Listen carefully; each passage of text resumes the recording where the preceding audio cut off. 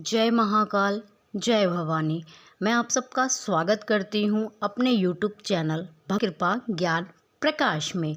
यदि आप मेरे चैनल पे पहली बार आए हैं तो कृपया करके चैनल को सब्सक्राइब कर बगल में जो बेल आइकन है उसको अवश्य प्रेस करें ताकि निकट भविष्य में हमारी आने वाली वीडियो का नोटिफिकेशन आप तक सबसे पहले पहुँचे। और वीडियो पसंद आए तो वीडियो को लाइक करें, शेयर करें एंड कॉमेंट करें। आज का विषय यह है कि हमारे शरीर पर बहुत समय से सवारी आ रही है, लेकिन हमें कोई भी रास्ता नहीं मिलता। हम जगह जगह भटक चुके हैं, लेकिन हमें ये नहीं पता कि अब हमें क्या करना है, कैसे करना है, और कोई रास्ता हमें दिखाई नहीं देता। और जब हमारे साथ माँ भगवती की सवारी है या हमारे इष्ट देवता की सवारी हमारे शरीर में आ रही है, तो हमें रास्ता क्यों नहीं मिल रहा, क्यों हम इतना भटक रहे हैं। देखिए, यह एक महत्वपूर्ण और गूढ़ बात है।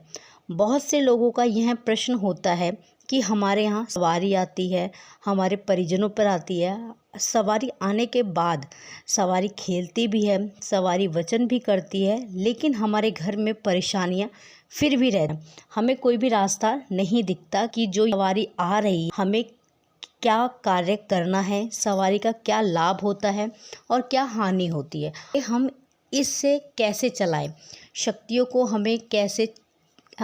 हम कैसे चला सकते हैं और कौन कौन सी शक्तियां हमें साथ में चलानी चाहिए।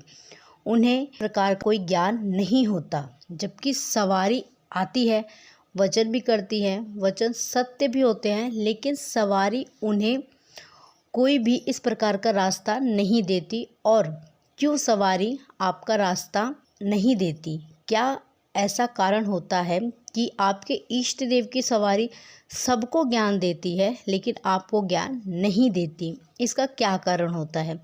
देखिए, जब भी आपके शरीर पर सवारी आएगी, आपके पास कोई भी देवता की सवारी आपके शरीर पर आएगी, कोई भी शक्ति जब आती है तो सेवा भाव से आती है। दूसरा तरीका जो आता है वह होता है कि आपके पूर्व जन्म के कर्म से, आपने पूर्व जन्म में किसी देवता की, किसी देवी की पूजा पाठ आराधना की है बहुत ज़्यादा, उसके कारण भी आपको इस जन्म में सवारी आ सकती है।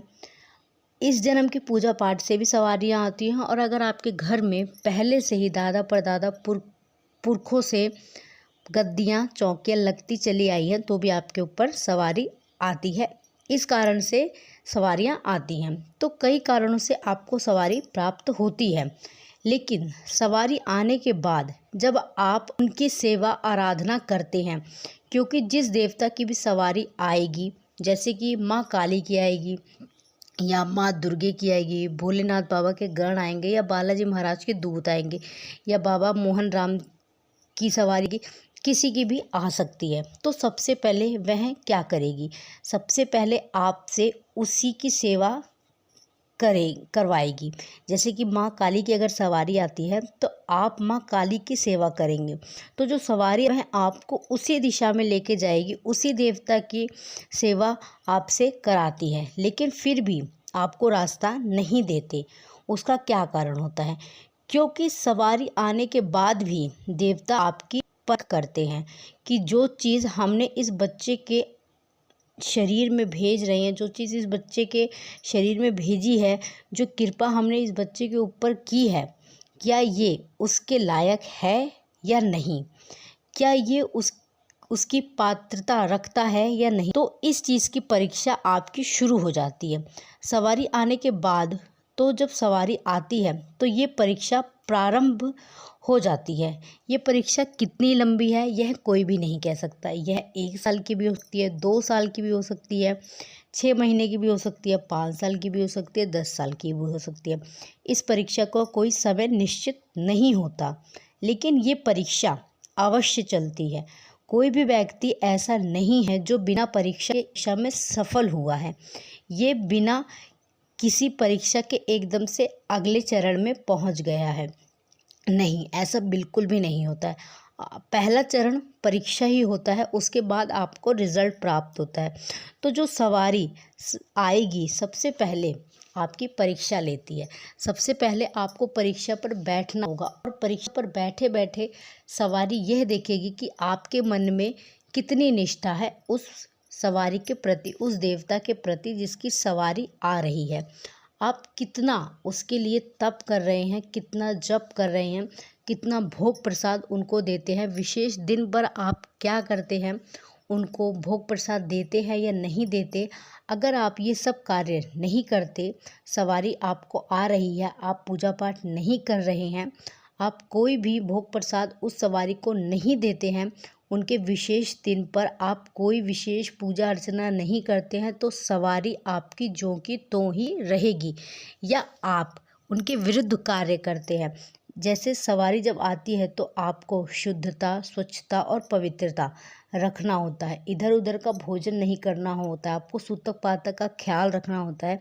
किसी के भी घर का भोजन आपको नहीं करना होता है, लहसुन प्याज का भोजन आपको नहीं करना होता है, क्योंकि अगर शुद्ध सवारी है तो आपको शुद्धता भी रखना होगा।